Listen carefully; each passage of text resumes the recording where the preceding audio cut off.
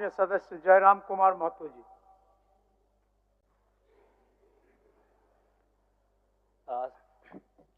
सबसे पहले परम श्रद्धेय आदरणीय अध्यक्ष महोदय को आज सदन का अध्यक्ष चुने जाने के लिए बहुत बहुत बधाई, असंख्य शुभकामनाएं।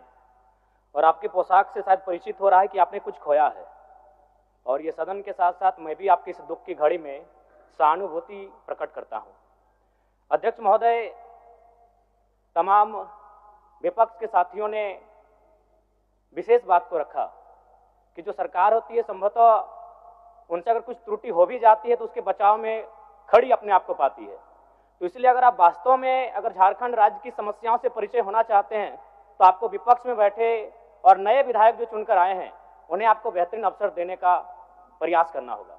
अध्यक्ष महोदय, अगर आपकी व्यक्तिगत बात कही जाए तो आपकी कुशलता की, आपकी योग्यता की, आपकी निपुणता की पूरा राज्य प्रशंसा करता है, लेकिन हमें लगता है कि अपने व्यक्तिगत विषयों से हटकर हमें आज राज्य के जो ज्वलंत मुद्दे हैं उन पर भी अपने ध्यान आकृष्ट करने की आवश्यकता है। अध्यक्ष महोदय, मैं झारखंड लोकतांत्रिक क्रांतिकारी मोर्चा अपने पूरे संगठन की ओर से आपको बधाई देता हूं और आपसे विशेष मांग करता हूं, चूंकि मैं जिन परिस्थितियों से यहाँ से चुनकर आया हूं, कहीं ना कहीं राज्य के शोषित वंचित लोगों की एक बहुत बड़ी अपेक्षाएं हैं। इसलिए जिस दृष्टि से आप सत्ता पक्ष को देखेंगे, जिस दृष्टि से आप विपक्ष को देखेंगे, उसी दृष्टि से मुझे भी और मेरी पार्टी की ओर से मुझे बात रखने का अवसर दिया जाएगा। मैं आपसे ये मांग करता हूं, क्योंकि आज जो हमें बात को रखने का अवसर दिया गया है ये बधाई है। मैं आपको पुनः बधाई देने के साथ साथ बस मैं ये कहना चाहूँगा, चूँकि मैं एक छात्र के नाते इस विधानसभा में आया हूँ, छात्र की गलियों से, छात्र आंदोलन से मैं पहचान बनाकर आया हूँ, और मैं आपके माध्यम से सरकार तक ये संदेश देना चाहूँगा। अभी सीरियल के मामले को लेकर झारखंड के लाखों अभ्यर्थी सड़कों पर हैं। आप सदन से बाहर एक बार उनसे मिलें, वो आपके ही बच्चे हैं, इस राज्य के बच्चे हैं, और आप उनको संतुष्ट करें, आप उनसे मिलें, उनसे बातचीत करें और इस समस्या का निदान करने का प्रयास करें। और चूंकि मैं एक विधानसभा से भी आता हूं, तो मैं आपको अपने विधानसभा के संदर्भ में ये कहना चाहूँगा, मेरा विधानसभा जो कि परासनाथ की तराइयों में आता है, वहाँ जो लोगों की समस्याएं हैं वह मूलतः शिक्षा और प्रवास को लेकर हैं।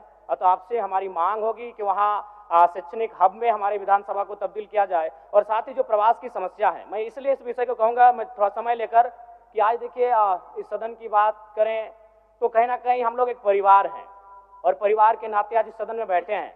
लेकिन मैं जिस विधानसभा क्षेत्र से आता हूं उसके आसपास के विधानसभा क्षेत्रों की एक घटना है, अभी कैमरून में 45 मजदूर फंसे हैं। तो मैं सदन बधाई के बीच में आपका ध्यान आकृष्ट करना चाहूँगा, ये गंभीर विषय है, और वे रोते रोते टेलीफोन किए हुए थे कि उनको पानी की केवल पानी पीकर वो कई दिनों से अपना दिनचर्या को काट रहे हैं।